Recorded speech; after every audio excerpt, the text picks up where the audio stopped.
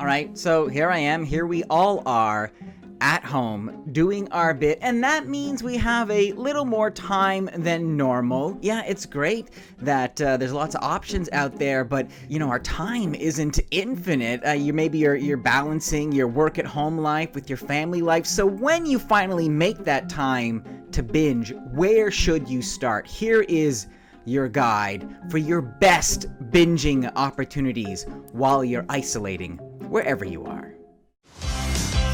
What's wrong with me? Why am I doomed to be left? Why am I doomed to be rejected? Seriously. It's not every day that a zookeeper went to prison for murder for hire. Tiger King, Tiger King, Tiger King. Everybody is talking about Tiger King, and with good reason, because it's all about Joe Exotic. Good afternoon, ladies and gentlemen. My name's Joe Exotic, and this is Sarge.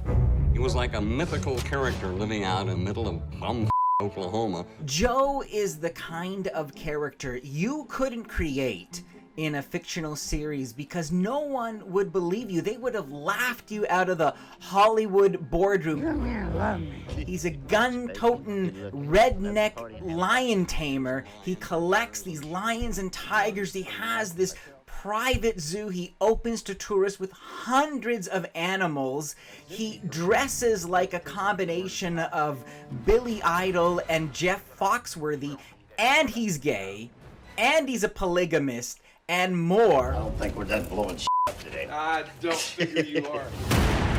And yet it is all true. There is something about Joe in that he is so ambitious and open, and yet you feel yourself pulled into him, but the way he pulls other people in is with his animals. And a big part of Tiger King is about the tigers, about our fascination with these beasts. Now that is just the beginning of Tiger King, the series. And then it broadens the scope, and we meet Joe's opponent, Joe's rival, Joe's enemy, a person who he has dedicated his life to destroying. If he ever had an enemy in his life, it was Carol Baskin. Hey, all you cool cats and kittens, it's Carol at Big Cat Rescue. Carol is the Mother Teresa of cats. Carol, who seems to be, the yin to his yang, seems to be the good person in this when the story begins, but then we learn more about her personal life and some things that have happened in her past, and it gets a little more sordid. And what I have just described is just the first 2 parts of Tiger King, the series. What really caught my attention, besides just this remarkable tale that involves murder for hire, mayhem, and all sorts of interesting endeavors, it's the way the filmmakers, the co-directors, let the characters speak for themselves. They use what I call the loose ends of the interview, where the camera's rolling, but the interview hasn't officially begun, and yet that's when they capture those moments of unguarded honesty. I'm sure y'all got a story to tell. And you see how Carol, you see how Joe, you see how these others are acutely aware. They are very media savvy, and they understand how they're being portrayed, and they're trying to control that. They're trying to frame the narrative to their benefit. And in such a sensational tale, and it is sensational, and I use that word in kind of like the tabloid way about just the twists and turns. It's grounded in those moments of truth when the camera captures it all. That is Tiger King. It is on Netflix. You click on that and you're gonna just fall down that tiger striped rabbit hole. It really is quite something. Okay, so here's how not to plan a career. Now let's move on and take a look at High Fidelity, the classic film starring John Cusack, based on the book by Nick Hornby. Well, it is now a new series on Starz starring Zoe Kravitz. The original, you might remember the original movie. Turn it off! It won't go any louder! I can't fire them. I hired these guys for 3 days a week, and they just started showing up every day. That was 4 years ago.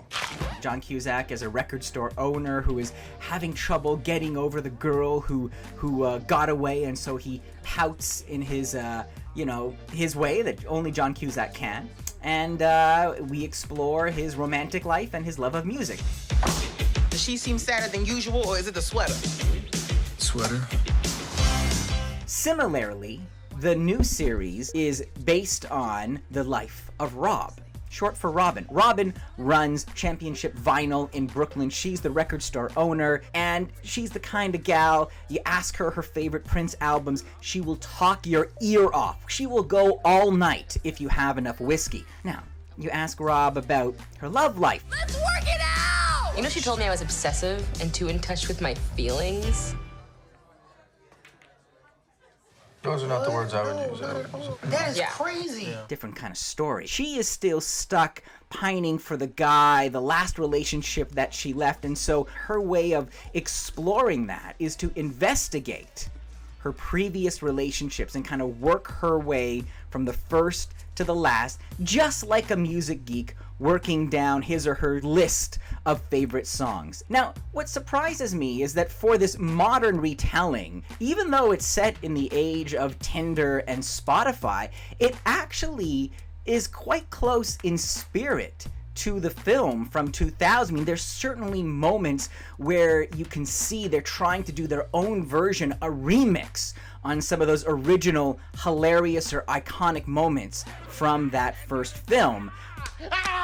You can't have a series about music store snobbery without great tunes. Well, Questlove is curating the soundtrack for this version of High Fidelity, and the playlist is to die for. Almost as good as the performance at the center of that. Let's get back to Zoe Kravitz, which is interesting in that she's the daughter of Lisa Bonet, who, yes, appeared in the original film. But Kravitz can hold her own and then some. She has that kind of rough exterior in that she's a little sullen, a little grumpy. She uses this protective armor, this shield she has of being cynical and sarcastic. But underneath that is this woman who is really struggling to figure out why she is sabotaging herself, where things went wrong. And one of the more interesting things it explores is just the fluidity of our relationships in 2020.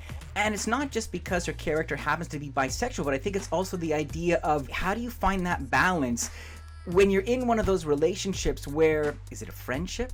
Are we dating? Is this a boyfriend-girlfriend thing? Is it casual? That interesting, muddy, messy gray zone that seems so modern, seems so now, that's where Rob finds herself, and that's where this series is at its best. It is called High Fidelity.